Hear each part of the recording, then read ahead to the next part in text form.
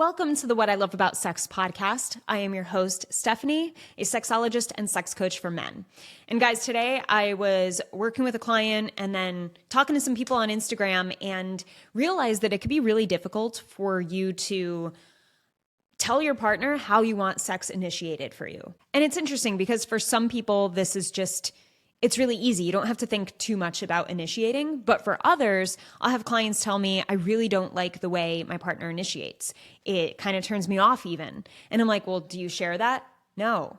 So we're put in this place where sex is still this awkward topic to talk about. If you don't have a deep connection with your partner and you're not constantly working on that connection, then to bring up, hey, I don't like the way you initiate sex, it can feel awkward. It can feel weird. It could feel like, where the hell do I start? How do I even bring that up to them without hurting their feelings? It doesn't seem possible, but it's totally possible. And it's in how you go about doing it. So first of all, I want to say it's really important for us to share the ways that we like to feel loved, share with our partner, and be able to learn how to communicate what turns us on, and let our partner know that. Our partner is not a mind reader, and it's very easy to get stuck in this thought process of, well, they're my partner. They should just know. They've known me for years. They should just know. But often I work with clients who don't know how to communicate what they want to their partner because they don't know what they want themselves. They can't even communicate it clearly for themselves. So, I have multiple clients. I was talking to one recently who was like, I just want her to do it in a more sexy way. And I'm like, well, what do you mean by that? What would more sexy be for you? And he's like, I don't know. It's hard to explain. And I was like, if you can't explain it, you can't see it in your head, and you can't explain it for yourself, and you can't get clear on what you want for yourself, your partner's not going to get it. There's no way in hell your partner is going to feel confident knowing if you don't know. So we get in this habit of being like, oh, my partner should just know this, even though I don't know it, which is ridiculous, right? That doesn't even make sense.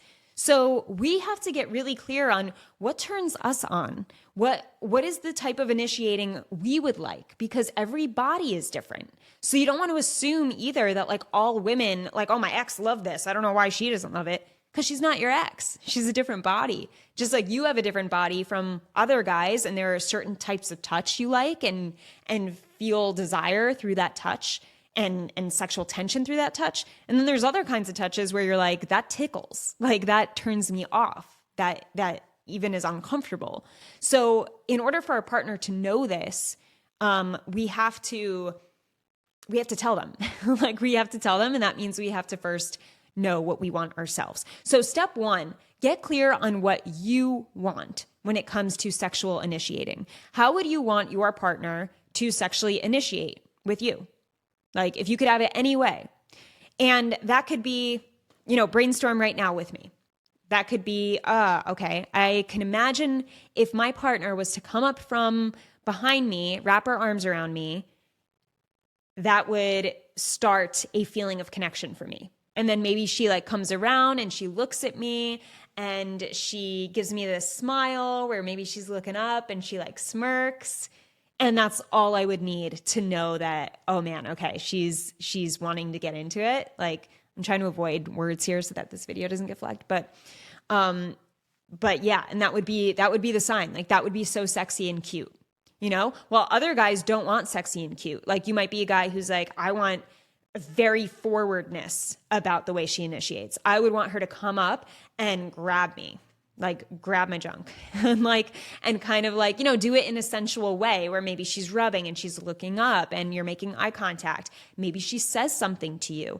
What is that something you want her to say? Think about that. If she was to come up, touch you, and say something to you in a sexy tone, in a very relaxed way where she looked up and she was like, you know what I'm thinking right now? I'm thinking of, what is she saying? What is that for you?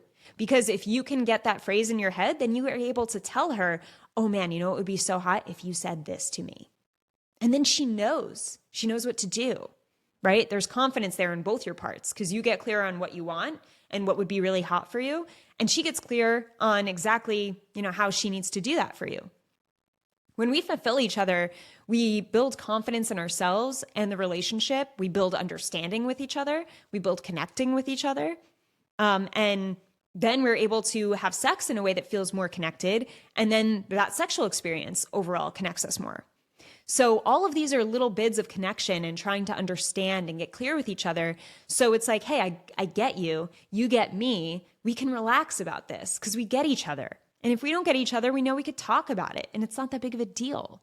We have to stop thinking like, oh, this is so awkward, I'm going to hurt her feelings. You're not going to hurt her feelings if you establish a foundation of trust and respect and connection. Like if you're constantly showing your partner curiosity and saying things like, hey, I love you. I just want to like learn more about you. I just want to understand you deeper because I care about you. I want us to have a really great relationship.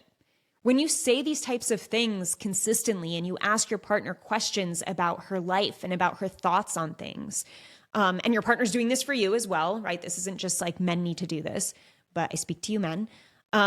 When there is that constant curiosity and communication and wanting to understand and willingness to make changes so that your partner does feel understood, that's when you guys really connect. And that's when if your partner says something, you see it with the best intentions from your partner. You know, if you have a really loving partner and you're constantly feeling that love from your partner, and then one day she's like, hey, I really wish you would do this instead of this.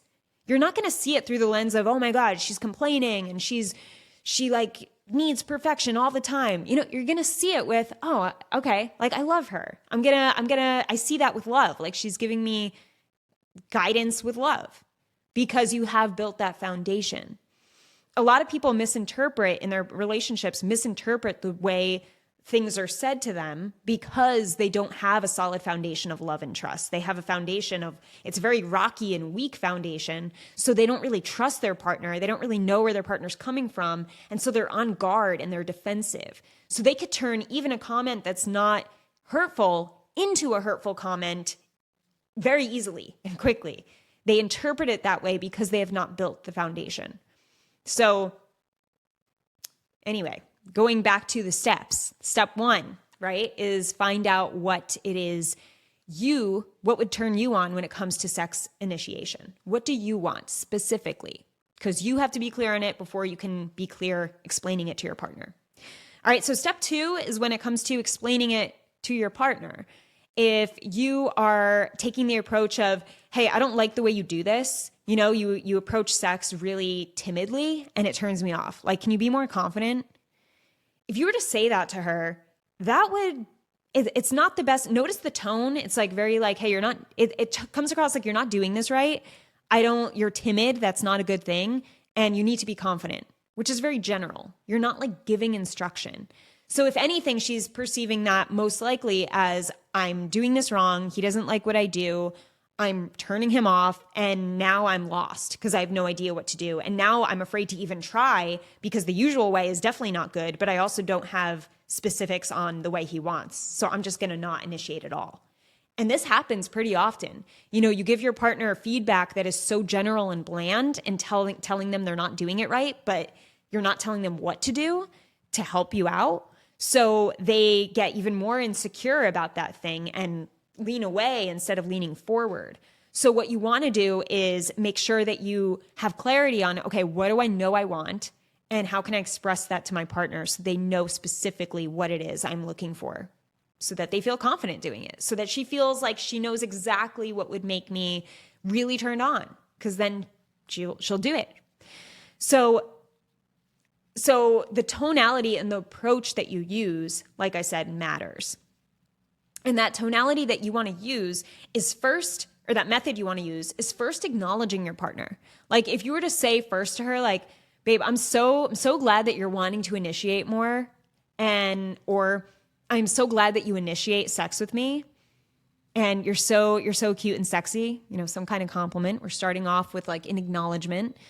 And then you say something like, but man, if you were to come up to me and just look at me, you know, and hold my arms and squeeze my biceps and like give me a smirk, like give me that cute smirk that you always give me. Oh man, that would be so hot. That would be like the best way you could ever initiate with me. That would turn me on so much because you're so cute when you do that. You're so sexy when you do that.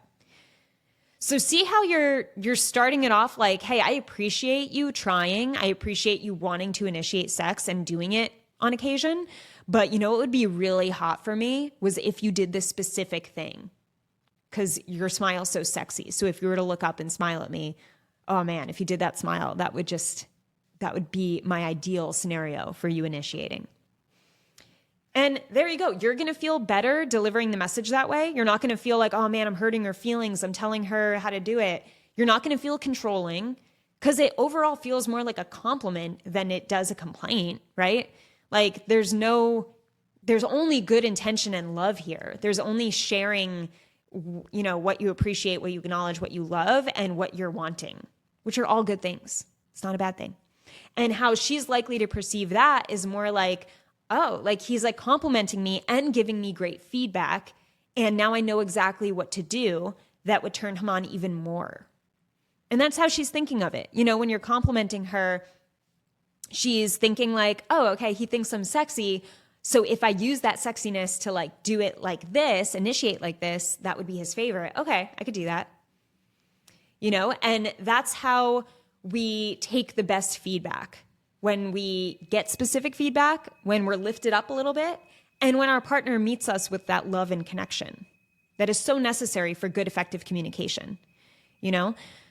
I really have to work on my knows and likes, so bear with me here. It's only been 400 episodes. But yeah, so I hope this is helpful. That would be, as I said, step 2. And lastly, remembering that there's different types of language. Okay, so use the language that fits your relationship. Sometimes I give examples and I'm like, I use the word sexy, or I use the phrase like, oh, if you grabbed my junk, right? Or like even the concept of grabbing junk. That's not going to work for every partnership. You know who you are. You know what your relationship's like. Every relationship is different. So just because you don't use the word sexy or you don't grab each other doesn't mean this can't apply to you or doesn't apply to you. Okay, it still applies to you. Just fit it within the context of your relationship. Make it personalized for you. So take the method and then use the language that makes sense for you and your partner. That language could be honey, right? That language could be sweetie. That language could be, oh man, if you hugged me and if you just held me for like 30 seconds and started like kind of giving me like a little massage, that would be a great way to get me really sexually excited. Everyone is on a different level. We have different relationships with different preferences and experiences and ways that we show desire. So don't feel like there has to be hypersexualized or you have to use certain language for this to work.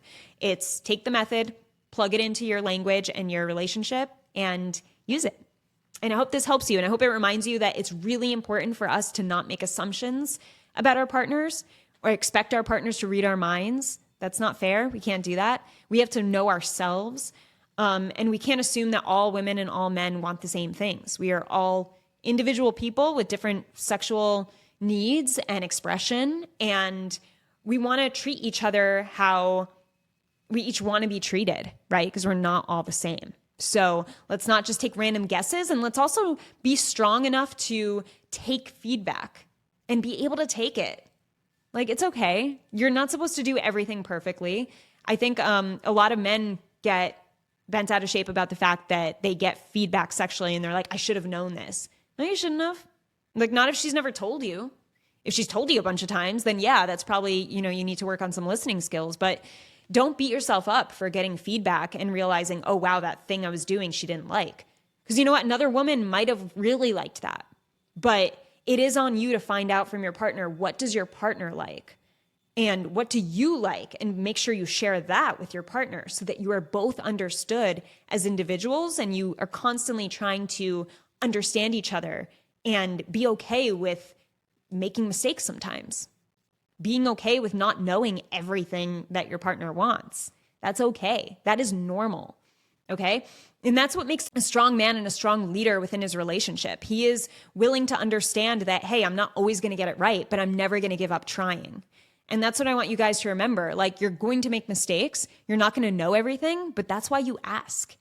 And that's why you don't put your guard up every time you feel like you did something wrong, or you feel like she wants something else. That's okay. Lean into it. See that as a good thing. That's what you want to do. You want to look at the feedback you're getting as progress, because it really often does just show you that you're moving in the direction of getting deeper, diving deeper. And the easier these conversations get, that means the more connected you are to your partner. And easy doesn't always mean happy. Sometimes you're working through a conflict and you're just like, you just realize, wow, this is a lot easier to talk to her about than it used to be. This isn't easy in the sense that I'm proud of what happened and like we're definitely struggling right now, but we're here, we're listening to each other, we're respectful in our language towards each other. We're coming from a place of love as we're explaining each other's perspectives. Like, wow, like this is lighter. It's going smoother. I feel hope for coming out of this strong and for having this conversation being effective. And when you notice that type of ease, it's because you've worked on your connection. It's because you're keeping a consistent foundation of love and connection. So anything that comes your way, you can work through it with love and connection because you practice that consistently. So anyway, that is it for this episode. Hope this was helpful, guys. I will see you in the next one. Thank you for listening and for watching, and talk to you soon.